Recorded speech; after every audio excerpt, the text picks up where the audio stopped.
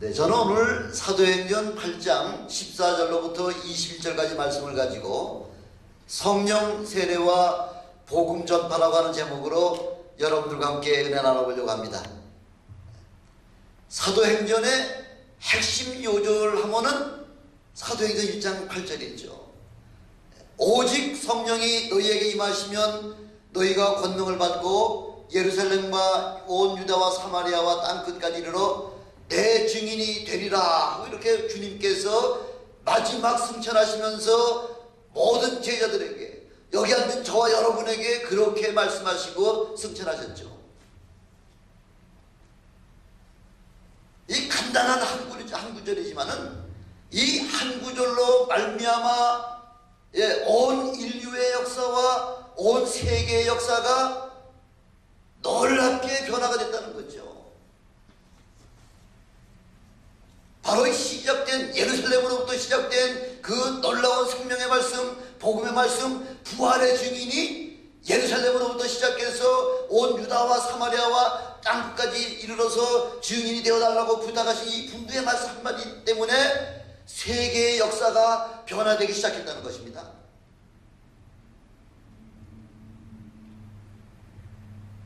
시대마다 땅끝이라고 하는 그 개념이 바뀌죠. 언제나 땅끝이 동일한 것은 아니지 않습니까? 사도 바울 시대 때는 땅끝이 어디였었나요? 사도 바울 때는 어디였었죠? 서바나이자 스페인. 스페인이 땅끝인 줄 알고 거기까지 로마 성도들에게 나를 거기 서바나까지 나를 보내주기를 바란다 하고서 이렇게 사도 바울이 로마 성도들한테 그렇게 욕을 하고 있었지 않습니까? 1980년대쯤에는 공산권이 온 세계를 뒤덮고 있을 때마다 그때의 땅끝은 저 러시아나 바로 소련이나 바로 중공, 바로 그곳이 우리 모든 이들에게 땅끝인 줄 알았다는 거죠. 근데 1991년인가 러시아가 바로 소련이 붕괴가 되면서부터, 그러면서 그 모든 땅끝은 그 다음부터는 이 모슬렘권이 바로 우리 모든 믿음의 사람들의 땅끝이라고 그렇게 생각을 했죠. 요즘 통계를 보니까 전 세계에서 어느 나라가 제일 크리스찬을 핍박하는 나라가 어느 나라냐 하니까 어디라 그러죠? 북한이라 그러잖아요. 북한이야말로 바로 오늘날 우리의 땅끝이 되지 않을까 이렇게 생각이 됩니다. 바로 이 오늘 우리가 함께 봉독한 어디죠? 지역이 어디예요? 사마리아. 사마리아는 바로 그 당시에 북한과 같이 이렇게 모든 유대인들이 생각하기에 사마리아 땅은 저주받은 땅이요, 사마리아 사람들은 구원받지 못할 저주받을 사람이요, 바로 짐승만도 못한 개와 같은 존재다 하고서 이렇게 모든 사람들이 생각하던 그 사마리아에 바로 스데반의 그 순교로 말미암아 시작된 그 핍박으로 온 성도들이 온 사방에 퍼져나가면서 그 빌립 집사는 그 가서 전도한 데가 바로 사마리아 땅이죠.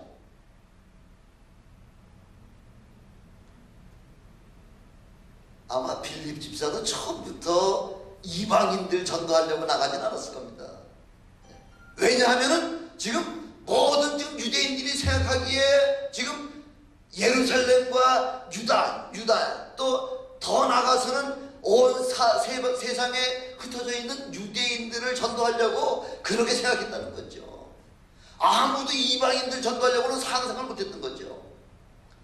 그런데 빌립 집사를 통해서 지금 사마리아도 뭐라 그랬죠? 14절에 보니까 사마리아도 하나님의 말씀을 받았다. 엄청난 엄청난 사건이죠. 아니, 사마리아가 어떻게 하나님의 복음의 말씀을 받을 수 있냐는 거죠. 저 저주받은 땅이요, 저 저주받은 백성들에게 어떻게 복음이 증거될 수 있냐는 거죠. 어떻게 저들이 복음을 받아들일 수가 있겠냐는 거죠.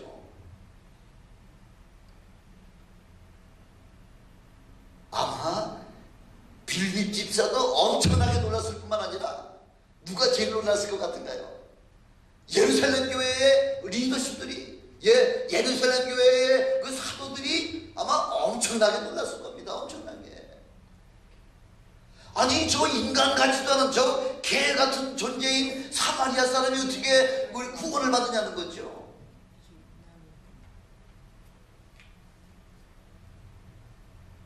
그래서 지금 어떻게 그래서 14절에 보니까 그 말씀을 받았다 함을 듣고 누굴 보냈다는 거예요? 베드로와 요한을 보냈다 그러잖아요. 베드로와 요한이 어떤 존재입니까? 바로 초대교회의 가장 앞선 가장 최고 선임 사도가 바로 베드로 요한이잖아요. 예수님께로부터 사랑받고 바로 또 제자들 가운데 가장 앞장서서 주님의 일을 담당하던 바로 베드로와 요한, 제일 최고 지도자들을 어디 보냈다고요? 지금 사마리아 보냈다는 거예요. 아니, 웬만한 사람 너 가서 한번 실상 좀 알아보고 와 하고서 조사위원을 한번 보내도 될 만할 텐데 그렇게 하질 않냐고? 예루살렘 교회의 제일 최고의 사도 베드로 요한을 사마리아를 보냈다고 하는 사실은 그만큼 엄청난 충격을 받았다는 거죠. 아니, 어떻게 했길래 사마리아 사람이 복음을 받아? 사람의 생각이라는 게 하나님의 생각과 다르잖아요. 그래서 이사야서 55장 9절에 보니까 하늘이 땅보다 높음같이 내 길은 너희 길보다 높으며 내 생각은 너의 생각보다 높다, 이렇게 말씀하고 있잖아요. 우리의 관념으로, 우리의 생각으로, 우리의 그 전통으로다가 생각하는 것과 하고 하나님이 생각하시는 것하고는 하늘과 땅만큼의 차이라는 거죠. 우리는 의뢰이, 저 사람들은 은혜 받지 못할 사람, 구원 받지 못할 사람, 저주받은 사람이라고 하면서 이렇게 룩다운하는 경우가 얼마나 많습니까?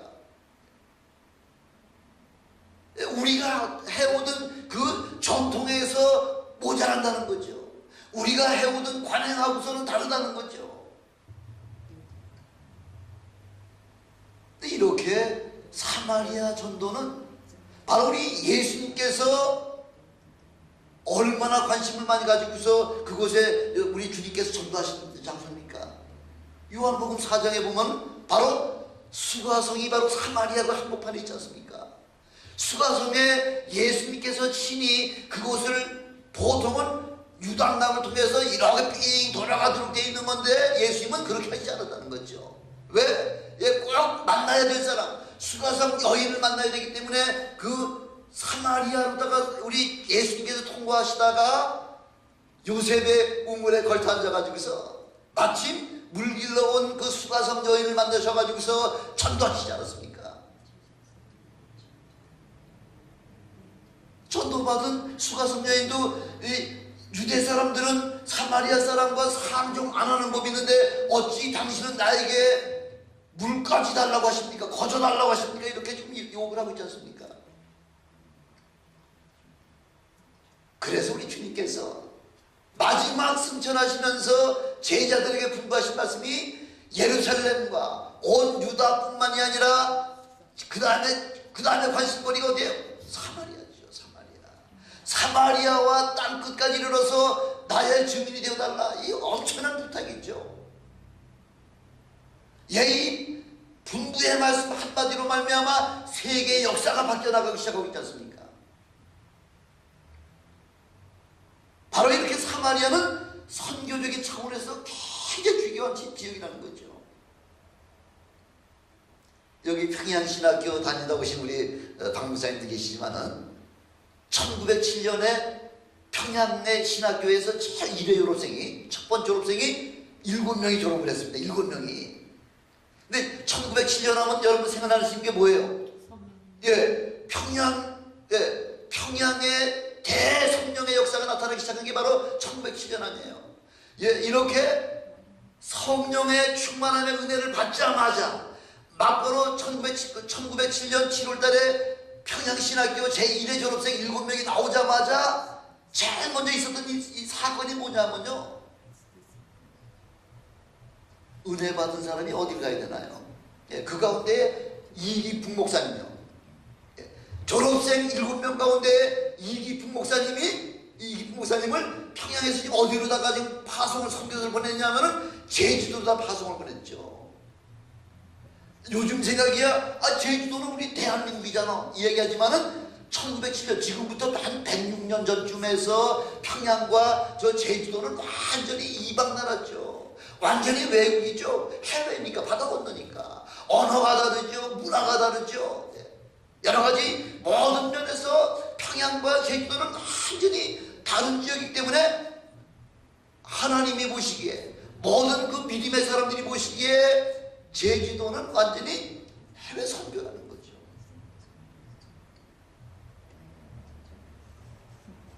그 당시 1907년이면은 대한민국이 지금 1885년 그 아펜셀라와 막 지금 복음이 한국에 들어와가지고서 이제 걸음마 수준이에요. 언더우드. 아펜셀라 언더우드가 지금 인천 제물포항에 1885년 그 부활주일날 아침에 동시에 이렇게 발을 밟은, 바로 불과 몇 년 되지 않은 그 시대에 벌써 한국은 은혜 받고도 은혜 받자마자 뭐 했다는 얘기예요? 선교부터 보냈다는 거예요. 선교부터. 이게 바로 대한민국 이 선교 역사가 엄청나게 하나님 보시기에 전무후무한, 전 세계 역사적으로다가 이 대한민국 같이 이렇게 전무후무한 역사가 없었다는 거죠. 그것도 자기 스스로 교회를 건축하고요, 교회의 그 목사들을 하나님 스스로 세워놓고 그들을 성도들의 헌금으로 말미암아 목사님들의 사례비를 드리고 교회를 운영하는 삼자 원칙의 그 엄청난 그 역사가 바로 1907년서부터 대한민국의 그 이 선교 역사에 나타나기 시작했다는 거죠. 그 선교 역사 지금 130년밖에 안 돼요. 대한민국이 복음을 영접한 지가 130년밖에 안 되는 아주 어린아이 수준과 2000년 기독교 역사상 130년이라고 하는 건 130년은 아무것도 아니죠. 그런데 130년 만에, 불과 130년 만에 대한민국을 선교 1등 국가로다가 만들어 놓은 그 저력에는 뭐가 뒤에서 역사를 하셨다고요? 바로 성령 세례가, 성령 충만한 역사가 대한민국을 이렇게 축복해 주셨다는 거죠. 세계 선교 역사상 대한민국은 전무후무하다는 거죠. 엄청난 축복이라는 거죠. 엄청난 능력이라는 거죠. 어떻게 이렇게 새끼손가락, 세계 지도로 무서워서 새끼손가락 그 한 마디만도 못한 그 작은 나라, 그것도 반으로 잘려진 그 조선이라고 하는, 대한민국이라고 하는 그 작은 나라를 통하여 지금 선교가 지금 어떻게 이루어지고 있죠? 이제 러시아로다가, 저 중국으로다가, 저 캐나다로다가, 이 북미로다가, 저 남미를 통해서, 저 아프리카 대륙과, 저 오세아니아 대륙과, 온 세계 만방에, 저 중앙아시아와 동남아시아와 한 전 세계 구석구석 대한민국 선교사가 안 가 있을 데가 없을 만큼 이렇게 구석구석마다 다 선교사들이 나가 계셔가지고요. 바로 그 영들이 지금 우리만 은혜 받겠다는 거 아니죠. 우리 받은 은혜를 지금 온 세상에 나눠주겠다고 하는 그 엄청난 선교적인 사명 가지고서 지금 대한민국이 그렇게 나갈 때에 하나님께서 가만히 두고 보시지 아니하시죠. 대한민국이 절대로 우연하게 이렇게 엄청난 축복을 할 수 있을 만큼 이렇게 한국이 똑똑해서 그렇습니까? 천만에 맞습니다. 지하자원이 많습니까? 천만에 맞습니다. 가지고 있는 거 아무것도 없지만은 오직 가지고 있다고 하는 사실은, 이 믿음 하나 가지고 있다고 하는 사실, 하나님은 다른 거 보신다고 말씀하고 있잖아요. 믿음 하나만 보시고서 하나님을 축복해 주시는데 이렇게 엄청나게 이제 부어주시는 거죠. 이렇게 우리가 성령을 체험하게 되면은 밖으로 뛰쳐나가지 아니하면은, 또 나가서 전하지 아니하면은 견딜 수 없는 것이 바로 이 성령 체험의 가장 핵심이라는 거죠. 성령의 역사는 상식을 초월하며 전통을 초월하며 사상과 문화와 법까지 다 초월하는 것이 바로 이게 성령의 역사라는 거죠. 그렇다고 성령의 역사가 법을 무시하는 겁니까? 아니에요. 예. 혼란입니까? 아니에요. 무질서입니까? 아니에요. 예. 법 테두리 안에서 이렇게 하나님의 나라를 세워나가는 엄청난 바로 역사가 성령의 역사라는 거죠. 이 성령을 체험하면서도 자기 자신을 깨트리지 못한 사람 있잖아요. 성령의 은혜를 체험하고서도 그러고서도 자기 자신을 이 온고성 이 아주 그 단단한 그 온고성을 깨뜨리 자기 성을 아성을 깨뜨리지 못한 사람 중에 대표적인 사람이 누구냐면 바로 베드로라는 거예요.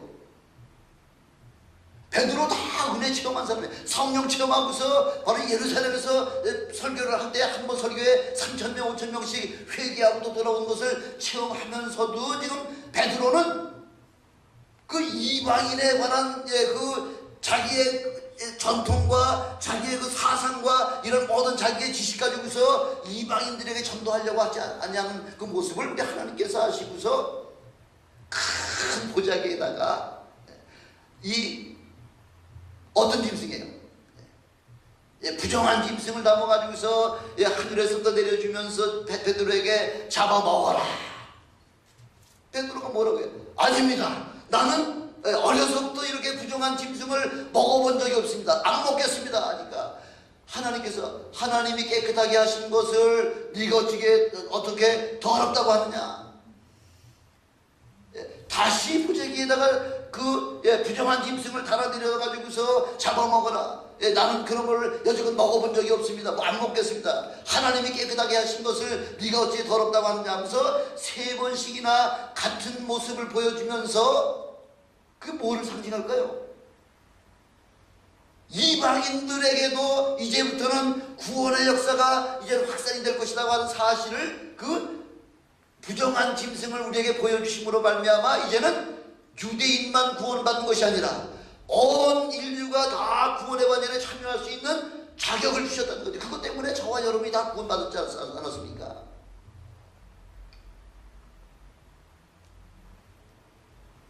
나의 고정관념은 율법적인 사고방식을 다 버려야 된다는 거죠. 나의 생각, 나의 관념, 나의 전통이 때때로는 하나님의 일을 방해할 때가 너무나 많다는 거죠.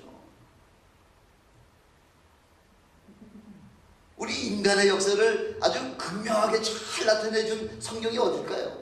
어디예요? 사사기잖아요. 여호수아가 죽고 난 다음에 이스라엘의 그 출애굽한 사실을 그 체험한 사람이 다 죽고 난 다음에 그 다음에 리더자가 없으니까 그래서 사사들이 세워져 오면서 사사기가 약 한 400년 동안 사사들이 이스라엘 정부를 다스리고 있었는데 유대인들의 생각이 어떤 생각이에요? 사사기의 핵심 단어가 뭐예요? 뭐가 핵심 단어예요? 사사기의 핵심 단어가 자기 생각에 옳은 대로 행하였더라. 성경은 뭐라고 했든지 간에 뭐 관습은 뭐라고 했든지 간에 우리 생각, 내 생각에는 이게 옳다. 내 생각이 사람 이게 멸망당하는 거죠. 자기 생각 가지고서 자기 옳은 대로다가 그렇게 활동하다가 하나님께서 이방 민족을 공격을 해가지고서 뭐 40년을 거기 나중에 남의 나라를 섬기게 하고 80년을 섬기게 하고 이렇게 엄청난 그 업앤다운 신앙의 업앤다운이 몇 년 동안 400년 동안 이루어졌다는 거죠. 뭐 때문에? 내 생각에 옳은 거대로다가 살다 보면 이렇게 멸망할 수밖에 없다는 거죠. 우리는 어디에 매여가 살아야 돼요? 성령의 능력에 붙들려 되어서 그렇게 살 때에 우리에게는 하나님께서 축복해 준다는 거죠. 성경이 바로 히스토리잖아요. 역사잖아요. 역사를 뒤돌아보면서 우리 앞길을 갖다 개척해 나가는 것이 바로 이게 현명한 사람이요 지혜로운 사람이요 말씀대로 사는 사람이지 않습니까? 지금이 꼭 120년 전 갑오경장대하고 똑같다잖아요. 대한민국이 너무 혼란하다는 거죠. 다 서로 내가 어른이 네가 어른이 해가지고서 지금 아주 얼마나 혼탁하지만 모든 정치학자 역사학자들이 바라볼 때에 지금 한국의 상황은 120년 전 갑오경장 때하고 똑같다고 그렇게 지난번에 제가 말씀드리지 않습니까? 현명한 사람은 역사를 보면서 새로운 길을, 잘못된 길은 고쳐나가야 되고요. 잘됐던 길은 더 발전해가지고서 개발해 나가야 되는 것이 이게 1등국민이라는 거죠. 그래서 오늘 오늘 아침에는 성령이 임하시면 어떻게 된다는 거예요? 지금 요한과 베드로와 요한 14절에 보니까 14절 니키 14절에 보니까 뭐라고 나왔죠? 14절에 14절에 보니까 바로 그 은혜를 받았다고 하는 소식을 듣자마자 사마리아에 즉각적으로다가 베드로와 요한을 파송을 보냈다는 거죠.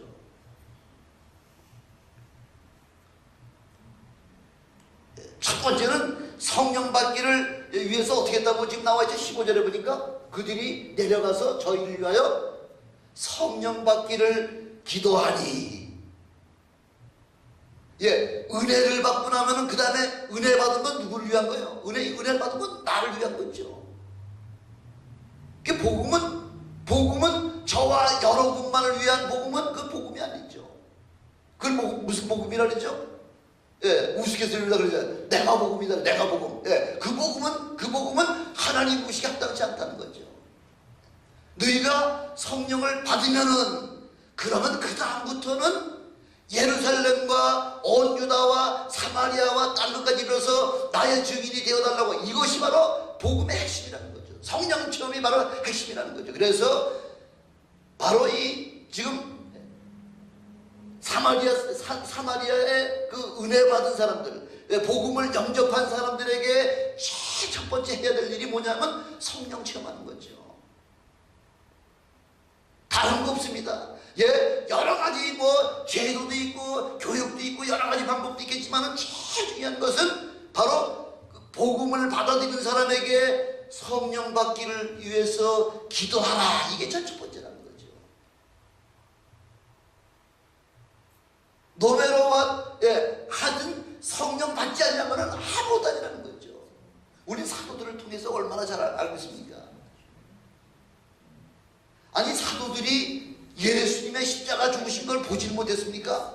예수님이 사흘 만에 부활하신 걸 체험을 하지 못했습니까? 다 체험을 했으면서도 여전히 생각은 지금 감람산에 모여가지고서 지금 예수님이 승천하시는 바로 그 찰나까지도 지금 제자들이 지금 요구하는 건 예수님 앞에 요구하는 게 뭐예요? 지금 예수님에게 물어보는 게 뭐예요? 어떻게 하면은 복음을 확실하게 증거할 수 있겠습니까? 그거요? 아니잖아요. 바로 지금이 이스라엘을 회복하실 때입니까? 이스라엘을 정치적으로다가 다시 로마로부터 회복할 때가 바로 지금입니까? 아직까지 여전히 뭐가 있어요? 뭐가? 정치적인 야심이 있는 거죠. 욕망이 있는 거죠. 복음은 그거 아니잖아요. 우리 주님은 그거 아니잖아요. 때와 기한은 누구 소관이에요? 하나님 소관이기 때문에 너희들은 지금 어떻게 하라는 거예요? 전심을 다해서 기도하라는 거죠. 기도할 때에 몇 날이 못 돼서 몇 날이라고 하는 얘기는 두 손 안에 들어가는 게 몇 날이 있죠. 몇 날이 못 돼서 하나님께서 너희에게 약속하신 성령을 내려주실 텐데 그때까지 전심을 다해서 기도하라는 거죠.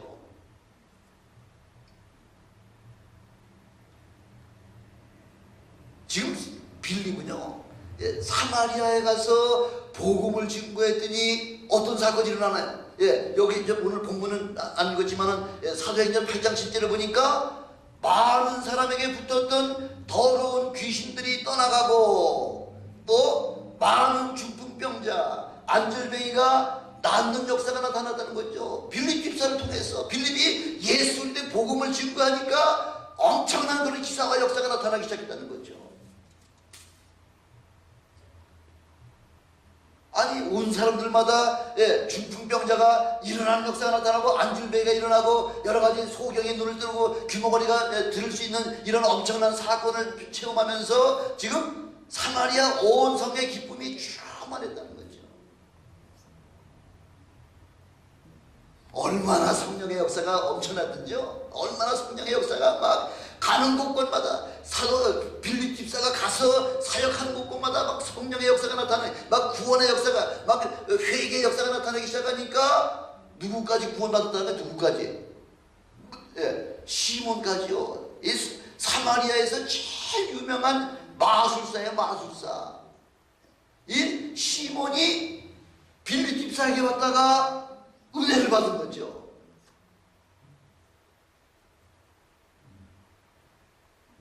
그래서 우상을 섬기던 사람들이 그렇게 은혜를 받고 나니까 예수 믿고 수많은 남녀 신자들이 침례를 받았다 이렇게 말씀하고 있지 않습니까? 거듭남의 역사가 시작되는 거죠. 물과 성령으로 구원이 막 이루어지고 있기 시작한 거죠. 구원받은 것으로다가 거기서 끝나면은 우리 복음은 능력이 없는 것입니다. 거기서 끝나는 것이 아니라 바로 그걸 통해서 또 다른 사람들을 계속해서 전도하고 또 다른 사람들을 구원받게 하려고 하는 것이 이게 바로 복음의 핵심이라는 거죠. 구원은 자기 자신만 위한 것이지만은 성령의 능력을 체험한다고 하는 사실은 성령의 능력을 체험한다고 하는 사실은 자기 자신뿐만 아니라 남을 위해서 이게 필요한 것이기 때문에 그래서 우리 하나님께서 성령의 은사를 주신 거죠. 기프트를 주신 거예요. 기프트를. 사람들은 육신으로 오신 하나님 곧 예수 그리스도는 잘 알지만은 성령으로 오신 예수 그리스도는 잘 모르잖아요. 왜? 볼 수가 없으니까.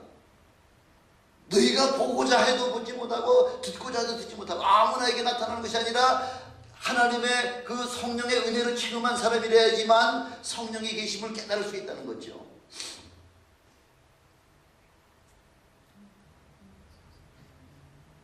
아무리 예수님의 제자라고 하더라도 성령을 체험하지 못하니까 그냥 문 꼭꼭 걸어 채우고서 죽음이 들여서 벌벌 떨고 있는 바로 제자들의 모습을 우리 주님께서 보시면서 뭐라고 말씀하세요? 걱정하지 말라는 거죠. 너에게 평강이 있을지어다 하고서 그러면서 숨을 내쉬면서 너희가 성령을 받아라. 성령을 받으면은 마음에 평강이 생기게 되는 거죠. 두려움이 없어지게 되는 거죠. 그렇게 두려워서 그렇게 문을 꽂고 걸어 채워서 숨어있던 제자들이 성령을 체험하자마자 담대히 그냥 문을 뚫고서 나가서 외치기 시작하는 거죠. 방언으로 말하기 시작하는 거죠. 예언을 말하는 거죠.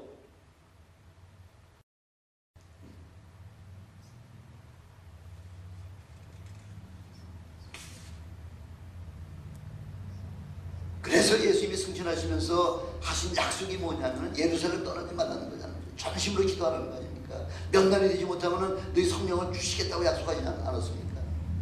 그래서 성령 세례는 어떨 때 많이 받아요? 성령 세례는 기도할 때 전심으로 기도할 때에 성령의 은혜를 체험하시는 여러분 되시길 주님의 이름으로 축원합니다. 그래서 기도가 참 중요하다는 거죠. 그냥 기도해가지고서도 좀 부족하니까 어떤 사람들은 어떻게 해요? 금식하면서 패스팅하면서 기도하잖아요. 패스팅하면서 아니 패스팅하면서 금식하면서 하나님 앞에 매달리는데 안 주실 그런 하나님이 계세요? 아니죠. 그렇게 금식하며 기도하면은 하나님은 그 기도는 그 사람에게는 성령으로 응답을 해주시죠. 성령 세례의 특징이 뭐죠? 성령 세례의 특징 방언이잖아요. 예언이지 않습니까? 근데 성령이 여러분들 심령 속에 들어오실 때요, 은밀하게 슬쩍 들어오시는 거 아니에요. 성령이 여러분에 들어오실 때는 그 성령이 들어오시게 되면요, 정죄하는 사람이요, 조용하던 사람이요, 갑자기 그냥 입에서 알아듣지도 못하는 아다다다다다 막 그냥 뭐 방언이 나오는 거죠. 창피한지도 모르죠. 그리고 예언을 하기 시작하죠. 땅이 진동하죠. 내 속에 불덩어리가 떨어졌는데 여러분 심장 속에 불덩어리가 떨어졌는데 그냥 가만히 있을 사람 있어요? 견디지 못하죠. 펄펄 뛰죠. 땅이 움직이죠. 그런 뛰쳐나가는 거죠. 나가서 전도하는 거죠. 가만히 앉아있지 못하죠. 성령은 그렇게 조용하게 여러분 받고서도 그냥 받고서도 안 받은 척하게 그렇게 계시란다는 거죠. 들어오시기만 하면, 우리 속에 들어오시기만 하면 그분은 우리의 심장을 뜨겁게 해가지고서 펄펄 뛰면서 나가서 전하지 않으면 견디지 못하는 그런 심령을 주신다는 거죠. 여러분 다 그런 성령의 체험을 하시기를 주님의 이름으로 축원합니다. 이 성령의 역사는 역동적이라는 거죠. 살아서 역사한다는 거죠. 근데 처음 믿는 사람들은 에베소 교회 교인들이 그러잖아요. 에베소 교회 처음 믿는 사람들은 누가 성령에 대해서 말씀하지 않았기 때문에 아무도 우리는 성령 그런 거 있음도 알지 못했다 하고 에베소 교회가 교인들이 이렇게 말하고 있잖아요. 너희가 믿을 때 성령을 받았느냐? 믿을 때 성령을 받았느냐? 성령? I don't know. 우리 그런 거 있음도 알지 못했다. 그래서 바울이 말씀을 증거하고 안수하니까 성령의 역사가 나타나기 시작하지 않습니까? 어떤 사람은 또 성령 받기 또 싫어하는 사람도 있대요. 그거 볼상사납게 아다다다다 나오는 게 이거 그런 거는 싫어. 그냥 지혜나 주세요. 그렇게 또 그래가지고 성령 받기를 싫어하는 사람들도 있는데요. 성령은 받고 싶고 받고 싶지 않다고 해서 안 받고 받는 거 아니에요. 믿음의 사람은 다 성령의 은혜를 체험해야 되는 거예요. 그래야지만 땅끝까지 이르러서 아니 잘 나가던 사람들, 우리 박 목사님 따님 뭐 사위가 세계적인 그 컴퍼니 IBM에 그렇게 얼마나 편합니까? 얼마나 최고 직장입니까? 그런데 이따가 성령의 은혜를 체험하고 나니까 IBM 다 때려치우고 직장 다 때려치우고 대학 교수 다 때려치우고서 그리고 아니 뭐가 아쉬운 게 있다고 저 인도네시아로 가고 저 남미로 가서 그렇게 선교를 합니까? 뭐가 아쉬운 게 있다고요? 세계무역센터 부총회장 한 이시돈 장로 같은 거예요. 그분 한 번 만나려면 5분 간격으로다가 쪼개가지고서 인터뷰가 쫙 돼 있을 거고 이렇게 바쁜 사람이 그렇게 바쁜 사람이 1년에 2달은 다 접어치우고서 멕시코 제일 아주 그 어려운 그런 데 들어가가지고서 전기불도 없고 마실 물도 없는 그런 데 가가지고서 2달 동안 선교하고 있잖아요. 뭐 때문에? 은혜를 체험하고 나면은 견디지 못하고 이 은혜를 갚아야 되겠다고 하는 그 마음 때문에, 그 열정 때문에 거기 나가는 거 아닙니까?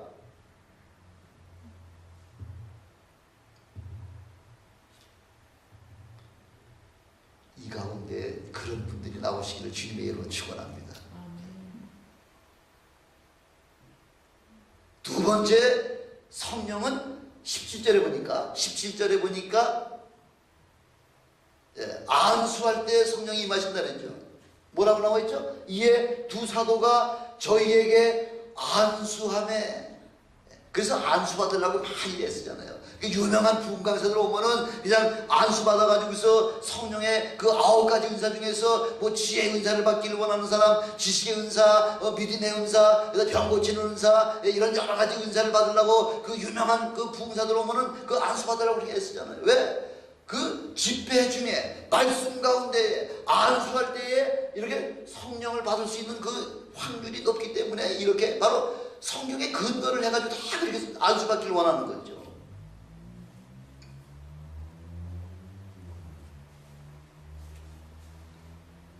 에베소 교회에서도 사도 바울이 너희가 믿을 때 성령 받았냐? 우리 성령 있으면 알지도 못하다고 할 때에 사도 바울이 말씀을 증거하고 그 다음에 안수하니까 성령의 은혜를 체험하는데 방언도 하고 예언도 하니 몇 사람 중? 12사람 중 하더라. 이렇게 12사람이 한꺼번에 성령의 은혜를 체험하게 되는 거죠.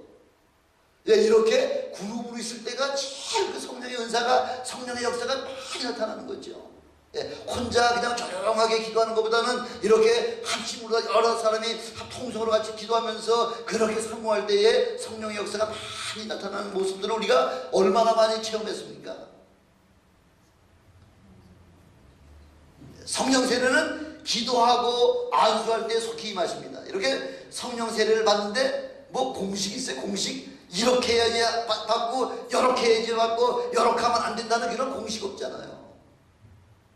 사도행전 10장 40절에 보니까 그 베드로가 고넬료의 집에 가니까 벌써 사람들이 쭉 기다리고 있죠. 고넬료와 그 가정과 그 친구들까지 다 모여가지고서 지금 베드로가 오기를 지금 그래 간절한 마음으로 기다리고 있을 때 사도 바울이 사도 베드로가 그들에게 말씀을 선포하자마자 말씀을 듣는 자들마다 다 모든 사람에게 성령이 임하셨다 이렇게 말씀하고 있지 않습니까? 예, 그래서 이 가운데 말씀을 듣는 도중에 성령의 은혜를 체험하시길 주님으로 축원합니다. 기도하시다가 성령의 은혜를 체험하시길 주님으로 축원합니다. 안수 받다가 여러 가지 방법으로다가 어떠한 방법이든지 여러분 성령의 은사를 받으시기를 사모하는 여러분 되시길 주님으로 축원합니다. 바로 성령의 그 은사가 바로 동력이에요. 동력. 자동차의 엔진하고 똑같은 거예요. 자동차의 엔진이 없이 어떻게 자동차가 달릴 수가 있습니까? 파워죠, 파워. 성령이 임하시고 역사하실 때에 우리 하나님께서 여러분들을 더 놀랍게 사용하시는 그런 하나님 앞에 쓰임받는 여러분 되시길 주님으로 축원합니다. 세 번째 이렇게 성령의 역사가 일어나는 곳에 뭐가 또 함께 일어나요? 성령의 역사가 일어날 때 뭐가 함께 또 역사하나요? 누가 역사하나요? 사단이 역사하죠. 18절 19절 한번 볼까요? 18절 19절 18절 19절 보니까 뭐라고 좀 나와 있냐면요, 시몬이 사도들의 안수함으로 성령 받는 것을 보고 돈을 드린다는 거예요. 돈을 주면서 뭐라고 얘기하지? 19절 보니까 가로되 이 권능을 내게도 주어서 누구든지 내가 안수한 사람이면 다 성령 받게 내가 이 돈을 드릴 테니까 나 그 성령 능력을 나한테 좀 파세요. 여기 앉아 계신 분 중에 돈 싫어하는 분 계세요? 돈 싫어하는 분. 명예 싫어하는 분 계세요? 권세 싫어하는 분 계세요? 다 그거 누구든지 다 좋아하죠. 성령의 역사가 나타날 때에 뭐 어떤 역사가 나타난다고요? 이렇게 사단이 역사하기 시작하는 거죠. 사단은 여러분들이 성령 충만한 걸 제일 싫어하시죠. 여러분들이 은혜 받는 걸 그걸 아주 눈뜨고 못 보죠.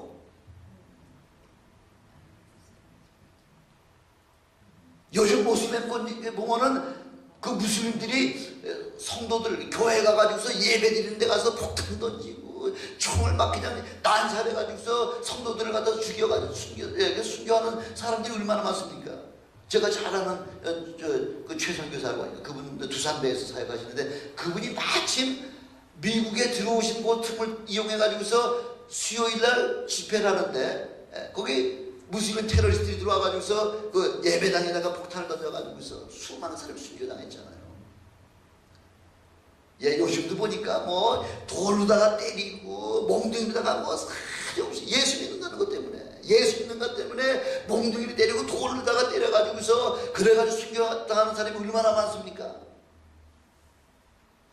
이렇게 직접적으로다가 예수 믿는 걸 공격하는 그런 불가 있는가 하면은 그거보다는 사단의 방법이요. 그렇게 한 거보다는 사단이 얕잖아요. 지혜롭잖아요. 그럼이. 그래서 사람들이 제일 좋아하는 거, 아무런 부담감 없는 거, 그런 거로다가 슬슬 집어넣어 가지고서 뭐 개구리가 처음에 미지근한 물속에서 집어넣어 가지고서 불을 서울서 떼면은 뜨뜻하니까 이거 온천이구나, 온천 좋구나 하면서 하다가 점점 뜨거워지면은 그 다음에 나갈 수가 없잖아요. 바로 영적인 타락이 바로 그거라는 거죠. 제일 무서운 것이 바로 뭐 여러분들에게도 또 마찬가지겠지만 특별히 사역자들, 이 목회자들에게는 돈과 명예와 그 육신의 그 정욕,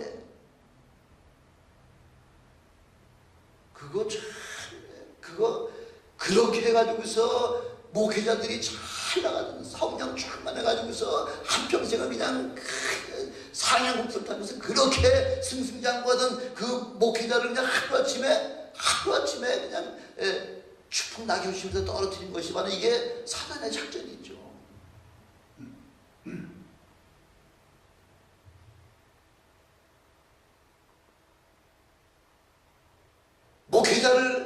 그렇게 시험에 들게 해가지고 돈과 명예와 그런 섹스를 통해 가지고서 목회자 하나가 그 넘어뜨리면은 목회자 하나가 넘어지는 거 끝나는 거예요? 아니에요. 얼마나 모였든지 그 성도들이 마음에 상처를 입고 교회를 떠나는 사람이 있는가 하면요, 그것 때문에 믿어볼까 하던 사람이 교회를 떠나가는 사람이 얼마나 많습니까?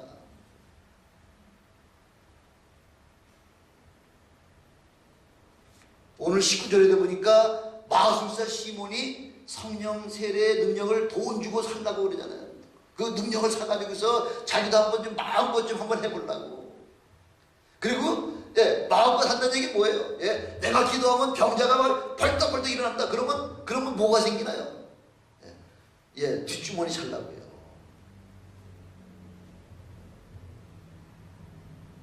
이렇게 목회자들이 이런 유혹에 빠지기가 참 쉽다는 거죠. 사도행전 12장 21절에 보니까 헤롯 왕이요, 왕복을 다 입고서 아주 금빛 찬란한 왕복을 입고서 많은 백성들 앞에서 효유했다는 얘기가 아주 강대상에서 연설했다는 얘기예요. 아주 위엄을 갖추고 왕관에다가 왕복을 입고서 그 수많은 백성들 앞에서 그렇게 연설을 하고 나니까 모든 사람들이 지금 뭐라고 얘기하냐, 백성들이 이것은 신의 소리요 사람의 소리가 아니라 하거늘 헤롯이 영광을 하나님께 돌리지 아니하므로 주의 사자가 충이 먹어서 암에 걸려 죽었다, 이렇게 말씀합니다.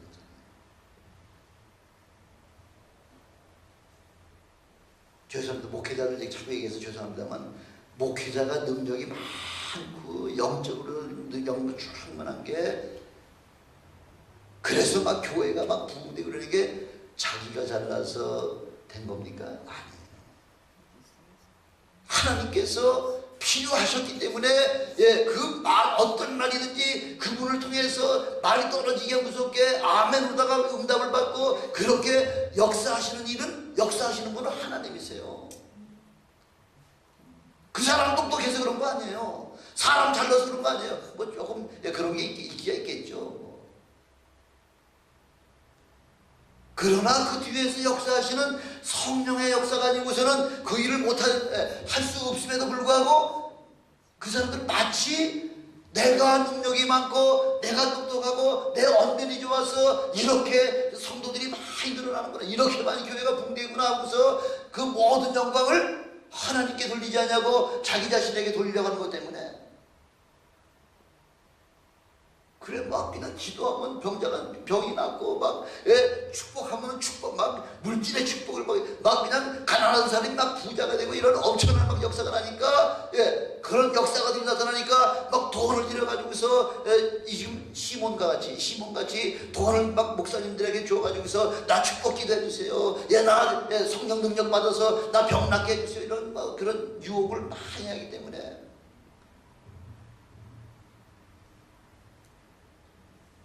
그래서 성령 세례의 그 본질이 퇴색되어질 뿐만 아니라 성령의 능력이 마치 자기 명예를 성취하고 치부의 수단으로다가 성령의 그 은사를 사용하는 사람들이 좀 있다는 거죠.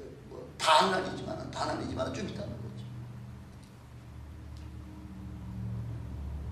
거죠. 요즘도 그런 그 인터넷이나 뭐 이런 걸 보면은 그런 소식들을 들어보면서 참 목회자의 한 사람으로서 마음이 아프죠.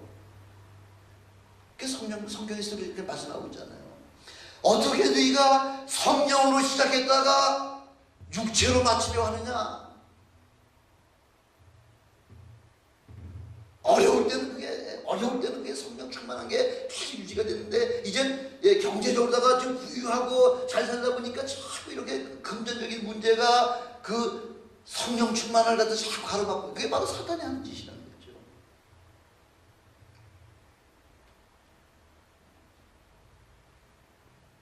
바로 우리 하나님과 예수 그리스도와 성령 하나님은 바로 우리의 예배의 대상이지, 바로 그분들이 우리의 성취의 수단이 되어서는 결국은 멸망할 수밖에 없다는 거죠. 그래서 어떤 데 보면은 성직을 서로 매매하는 것 있잖아요. 성직 목사하고 뭐 장로 세우고 권사 세우고 안수집사 이거 하면서 좀 챙기는 거 뭐 그런 게 좀 가혹 있는 모양이 돼요. 그 성직 매매를 갖다 뭐라고 얘기하냐면 지금 시몬이잖아요. 예, 마술사 시몬. 거기다 끝에다가 Y자 하나 붙여가지고 시몬이 하면은 성직 매매하는 사람이라는 거죠.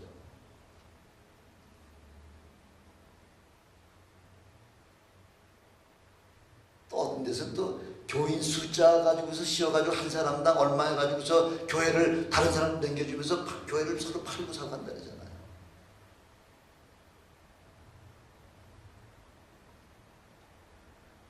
얼마나 지금 사단이 교회 깊이 들어와가지고서 교회를 뒤 흔들고 목회자들을 뒤 흔들고 성도들을 흔들어가지고서 믿음에서 떠나게 하려고 얼마나 지금 발악하는지 말도 못하죠. 20절에 보니까 뭐라고 지금 베드로가 이야기하는데 시몬한테 얘기하냐면 베드로가 가로되 내가 하나님의 선물을 돈 주고 살 줄로 생각하였으니 내 은과 내가 함께 망할지어다. 네 돈과 함께 같이 망한다는 거죠. 그러면서 21절에 보니까 하나님 앞에서 내 마음이 바르지 못하니 이 도에는, 이 복음의 도에는, 구원의 도에는 구원의 도에는 어떻다는 얘기예요? 구원의 도에는 내가 관계도 없고 분깃될 것도 없느니라 이렇게 아주 선포하잖아요.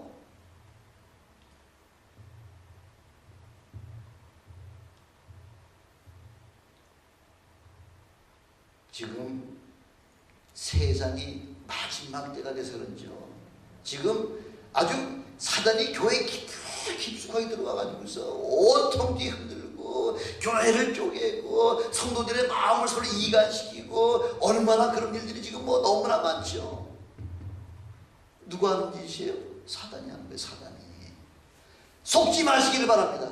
예, 그럴 때에 사단아 내 뒤로 물러갈지어라 하면서 이렇게 담대하게 저주하고 물리쳐짐으로 말미암아 우리 성령의 충만한 은혜에서 떨어지는 자가 없기를 주님의 이름으로 축원합니다.